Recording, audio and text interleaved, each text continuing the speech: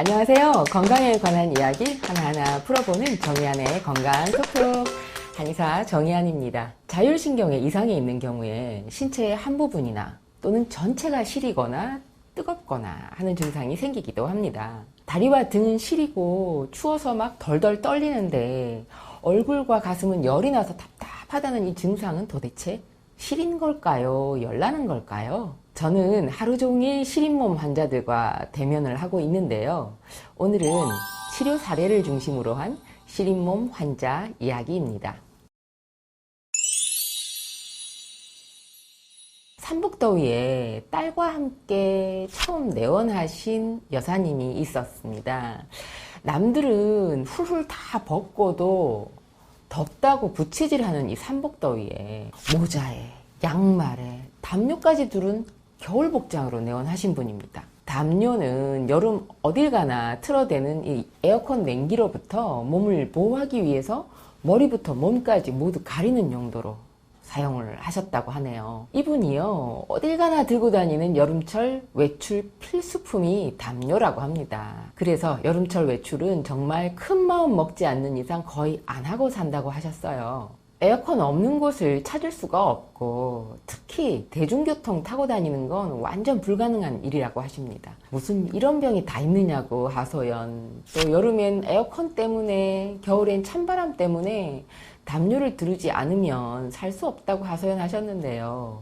이분을 자율신경 기능 이상으로 시린 몸이 생긴 걸로 진단을 하고요. 한약 처방과 약침 치료 꾸준히 진행을 했습니다. 자, 마침내 지난 여름에는 저하고 진료실에서 이렇게 대화를 할 때 에어컨을 틀어뒀는데도 이분이 반팔 차림으로 앉아서 진찰 받으실 수 있을 정도로 시린 몸 증상이 없어졌습니다. 이분은 50대 초반에는 폐경이 막 되고 난 다음이라서 무릎만 시렸다고 하는데 해가 갈수록 다리와 발 그리고 하체 전체가 너무 시리고 추워서 견딜 수가 없다고 내원하신 분입니다. 나이는 55세이고요. 이 얼굴과 뒷목으로는 열이 막 올라오고 가슴은 답답해서 잠 잘 못 자는 날도 많아졌다는데요. 병원에 물론 가보셨겠죠. 병원에 갔더니 갱년기 증후군인 것 같기도 한데 검사에는 이상이 없다고 해요. 그리고 뾰족한 치료 방법 못 찾겠다 해서 실망하셨다고 합니다. 자, 저한테 이렇게 진료실 찾아오셨을 때는 갱년기 증후군인가 해서 여성 호르몬 한동안 복용을 하셨던 분이에요. 그런데 이제 얼굴에 열이나 다리의 시린감은 별로 호전이 되지 않아서 굉장히 낙담하던 중이었거든요. 전형적인 상열한 증상이죠. 상체는 뜨겁고 하체는 차가운 병적인 에너지 교란 상태인 거죠. 자, 이분은요, 수승화강 상태. 상체의 뜨거운 열기는 아래로 내려오고 하체의 냉기는 위로 올라가는 이런 건강한 에너지 교류, 이런 상태를 위해서 한약과 약침 치료 꾸준히 진행을 했습니다. 치료가 진행되면서 몸의 변화가 시작이 됐는데요. 다리가 심하게 시리고 추운 증상이 없어졌고요. 상열감, 또 가슴 답답, 불안감, 불면증은 사라졌습니다. 자, 이번에는요, 부모님과 함께 내원했던 여중생 이야기입니다. 15살이에요. 얼굴과 등은 여드름이 너무 심하게 많이 나고요. 손발은 싸늘하고 축축하게 땀이 나고요. 배는 차갑고 항상 소화가 안 되고 또 생리 전부터 끝나는 날까지 생리통이 너무 심한 학생이었어요.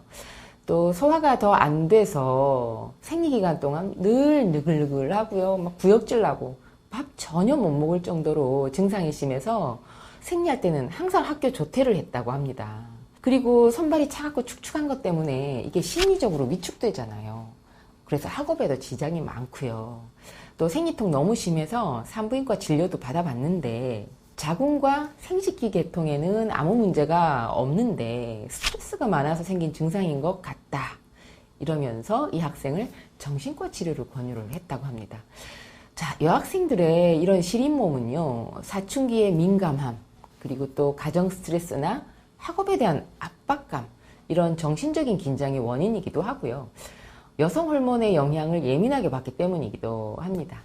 자, 그래서 손발이나 배가 찬 증상만 있는 것이 아니라 복통, 설사, 두통, 또 어지러움, 손발 저림, 식은땀, 그리고 다한증, 생리전 증후군, 생리통, 생리불순, 만성피로, 불면 이런 다양한 증상들이 함께 오죠. 치료가 진행되면서 생리 전후 그리고 시험 때 증상이 더했다 덜했다 하면서 호르몬 변화에 따라서 컨디션 업다운이 있기는 했지만 전반적으로 증상이 조금씩 안정됐고요. 점점 생리통과 생리전 증후군도 없어졌습니다. 그리고 몸에 변화가 생기면서 다양한 증상들이 없어졌고요. 무엇보다도 이 손과 발 그리고 배가 따뜻해졌고요. 성격도 밝아졌고 학업에 집중할 수 있는 힘도 생겼습니다. 자, 시린몸은요, 몸을 그냥 따뜻하게만 해준다고 해결되지는 않습니다.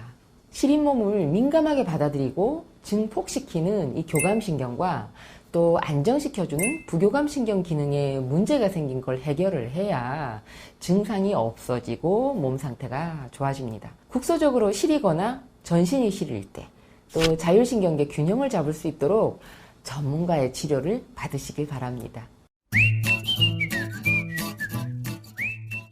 자, 오늘 영상은 시린몸, 냉증 있는 분들의 진료 사례 알아봤는데요. 첫 번째, 삼복더위에도 담요 둘둘 말고 오신 분. 두 번째, 얼굴은 열이 뜨고 다리는 엄청 차다는 분. 세 번째, 손발은 싸늘하고 배는 더 차가운 학생.